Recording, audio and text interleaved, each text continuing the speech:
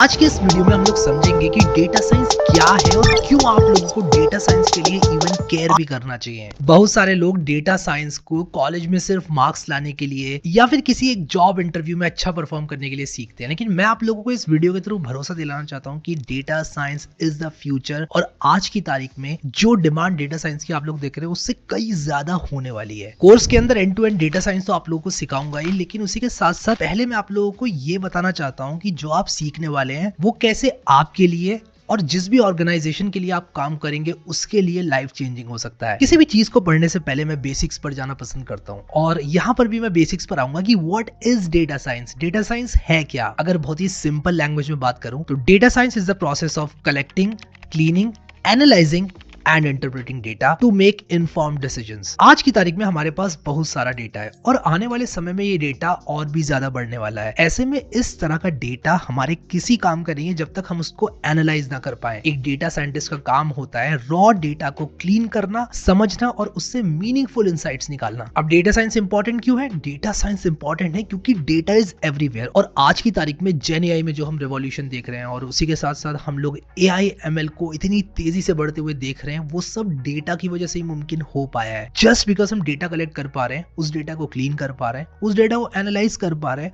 और इस तरह के एलएलएम्स को फीड कर पा रहे हैं। यही वजह है इतने इफेक्टिव जनरेटिव एआईज बनने की। अगर हम लोग मशीन लर्निंग के ब्रेक थ्रूज की भी बात करें तो it all boils down to data. जितना बढ़िया डेटा आप फीड करोगे मशीन लर्निंग एल्गोरिथम्स को, उतना अच्छा आपका एल्गोरिथम काम करेगा। अब डेटा इज एवरीवेयर, चाहे वो आपके स्टॉक मार्केट का डेटा हो, चाहे वो वेदर का डेटा हो या फिर वो आपके द्वारा ब्राउज किए हुए यूट्यूब वीडियोस का डेटा हो। इस तरह के डेटा को कलेक्ट करना तो आसान है, लेकिन जब इसके एनालिसिस की बात आती है और इस तरह के एनालिसिस की बात आती है कि आप उस एनालिसिस को ऑप्टिमली करें और जो इन्फॉर्मेशन आपको चाहिए उस डेटा से वो अच्छी तरह से निकाल पाए, डेटा साइंटिस्ट का यही काम होता है। इस तरह के कामों को इफेक्टिवली डेटा साइंटिस्ट कर पाता है। एंड क्योंकि ये one of the most important steps है किसी भी एक बड़ी मशीन लर्निंग पाइपलाइन की, या मैं कहूंगा किसी भी बड़ी आर्टिफिशियल इंटेलिजेंस पाइपलाइन की, डेटा साइंटिस्ट डिमांड में है और आने वाले टाइम में डिमांड और भी बढ़ने वाली है। अब मैं आप लोगों को बताना चाहता हूं कि मैंने आप लोगों के लिए इस कोर्स में एक हैंडबुक प्रिपेयर की है। जो भी मैं आप लोगों को पढ़ाने वाला हूं उसकी आपको मिलने वाली है हैंडबुक, ताकि आप अपना टाइम वेस्ट ना करें नोट्स लेने में। आप सिर्फ चीजों को समझें, ग्रास्प करें, प्रैक्टिस करें और आपको नोट्स देने की जिम्मेदारी मेरी। जैसे कि आप देख सकते हैं मैंने ये हैंडबुक आपके लिए प्रिपेयर की हुई है। ऑलमोस्ट हर वीडियो के करस्पॉन्डिंग आपको एक हैंडबुक मिलेगी जो कि आपको रिवीजन में हेल्प करेगी। जो भी आप इस कोर्स से लेने वाले हैं, सीखने वाले हैं, वो सब आपको इस हैंडबुक में मिलेगा। लेट्स टॉक अबाउट की स्टेप्स इन डेटा साइंस। अगर मैं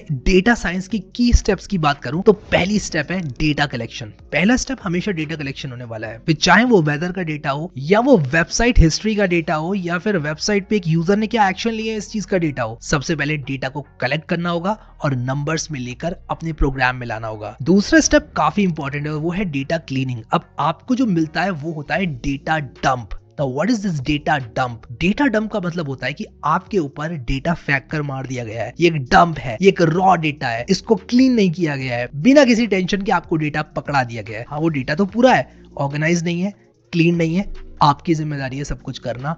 इसे कहते हैं डेटा डंप। अगर आपने थोड़ा सा भी डेटा के साथ काम किया है तो आपने ये टर्म जरूर सुना होगा, डेटा डंप। और इस डेटा डंप को क्लीन करना ही in most of the cases data scientist का 80% ऑफ द टाइम खा जाता है। फिर इसके बाद तीसरी स्टेप आती है डेटा एनालिसिस। आप लोग स्टैटिस्टिकल मेथड्स लगाते हैं डेटा से मीनिंगफुल इनसाइट्स निकालने के लिए। And then step 4 is model building. आप एक मॉडल बिल्ड करते हैं, एक पैटर्न रिकॉग्निशन के लिए प्रोसेस बिल्ड करते हैं और वो प्रोसेस फिर आप लोगों को उस डेटा से मीनिंगफुल इनसाइट्स निकालने में हेल्प करती है। और स्टेप 5 होती है इंटरप्रिटेशन एंड कम्युनिकेशन। आप लोगों ने मॉडल बना लिया, डेटा क्लीन कर लिया, सब कुछ डन है, उसके बाद अब आप लोगों को लेना है एक्शन कि ठीक है हमारे पास वेदर का डेटा है या मान लो हमारे पास स्टॉक मार्केट का डेटा है। हमारा मॉडल कहता है स्टॉक XYZ की इतनी क्वांटिटी को बाय कर दिया जाए इतने स्टॉप लॉस के साथ। आप इस चीज को कम्युनिकेट करोगे ताकि रिस्पॉन्सिबल पार्टी एक्शन ले पाए। तो ये होता है ओवरऑल डिसीजन मेकिंग की स्टेप। अब डेटा साइंस एक्शन में हमें कहां कहां दिखती है? हेल्थ केयर में डेटा साइंस बहुत ज्यादा लग चुकी है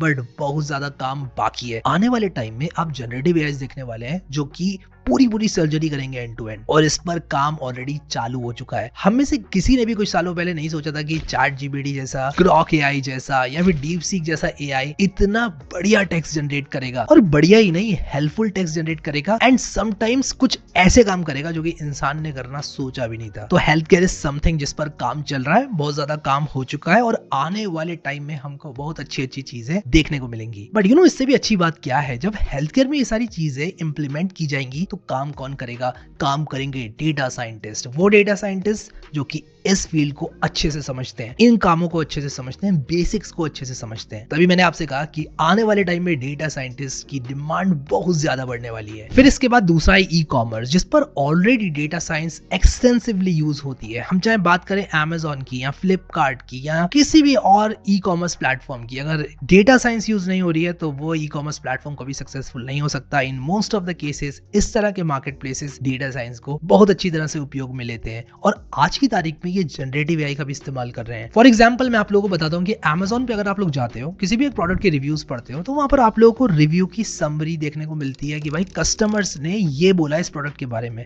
अब आप एज अ ह्यूमन 10,000 कमेंट्स तो नहीं पढ़ सकते ना जो लोगों ने रिव्यूज के फॉर्म में दिए हैं, लेकिन जनरेटिव एआई उन 10,000 कमेंट्स को स्कैन करके क्या बात बोल रहे हैं मोस्ट ऑफ द पीपल एक समरी में आपको बता सकता है। और इस तरह के जनरेटिव एआई को बनाने के लिए जो डेटा लगता है उसको डेटा साइंटिस्ट ही क्लीन करते हैं, मॉडल बिल्डिंग डेटा साइंटिस्ट ही करते हैं। इसके बाद तीसरी फील्ड जहां पर डेटा साइंस बहुत ज्यादा इस्तेमाल होता है वो है फाइनेंस। चाहे वो फ्रॉड ट्रांजैक्शंस को डिटेक्ट करने की बात हो या फिर वो कहाँ इन्वेस्ट करना है ये फाइंड आउट करने की बात हो। कभी भी मुझे एक पर्टिकुलर इंसाइट चाहिए, जैसे कि निफ्टी ने पिछले 15 साल में कितना CAGR दिया, कितने % का एवरेज रिटर्न दिया, ये मुझे अगर पता करना है तो आज की तारीख में मैं क्विकली पता कर सकता हूं यूजिंग डेटा साइंस मॉडल्स। फिर इसके बाद एंटरटेनमेंट, हम यूट्यूब देखते हैं, हम नेटफ्लिक्स देखते हैं, वहां पर आप लोगों को बहुत ही सटीक रिकमेंडेशंस देखने को मिलती हैं कि भाई आपने ये देखा, ये वीडियो आपको पसंद है, आपको ये म्यूजिक पसंद है, then there is a high chance कि आपको ये वाला वीडियो भी पसंद होगा, and the recommender system does a great job in doing that. आपको रिकमेंड करके दे देता है और आपको पसंद भी आता है। ओवरऑल उसका जो अपना मोटिव होता है वो ये होता है आपको ऐसे वीडियोस रिकमेंड करें जो कि आप वॉच करो, और आप करते भी हो।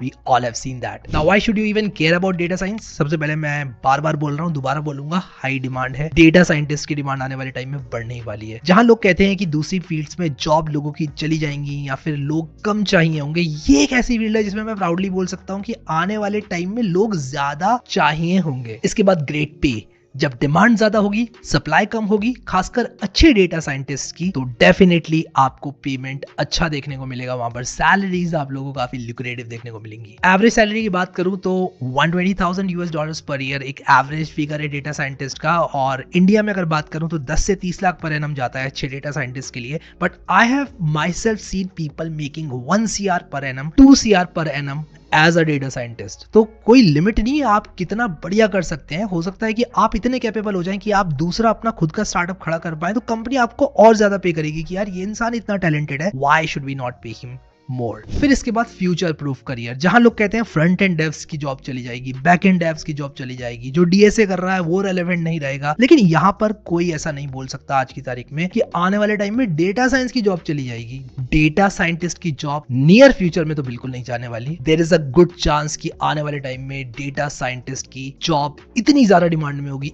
इतनी ज्यादा डिमांड में होगी कि we'll see exponential increase in salaries. और उसका रीजन क्या है? आज की तारीख में हर कंपनी AI इंप्लीमेंट करना चाहती है। आज की तारीख में हर कंपनी अपने प्रोडक्ट्स में जेन AI, डेटा साइंस की टेक्निक्स, वो टेक्निक्स जो कि उनको state of the art technology से कंपैटिबल बनाती है, वो सब इंप्लीमेंट करना चाहती है। क्योंकि आज की तारीख में most of the companies are at the risk of going bankrupt because of gen AI, और अगर उन्होंने इस टेक्नोलॉजी का सही से इस्तेमाल नहीं किया तो उनका खुद का बिजनेस मॉडल खतरे में। There are tons of examples of this. So all in all, अगर आप लोगों ने डिसीजन लिया डेटा साइंस सीखने का, कांग्रेचुलेशंस, आपने अपनी जिंदगी का बहुत अच्छा डिसीजन लिया है। और इस कोर्स में मेरी कोशिश रहेगी कि आप लोगों को एक सफल डेटा साइंटिस्ट बना दूं। आई होप आप लोगों को मजा आ रहा है इस कोर्स में so far. See you in the next video.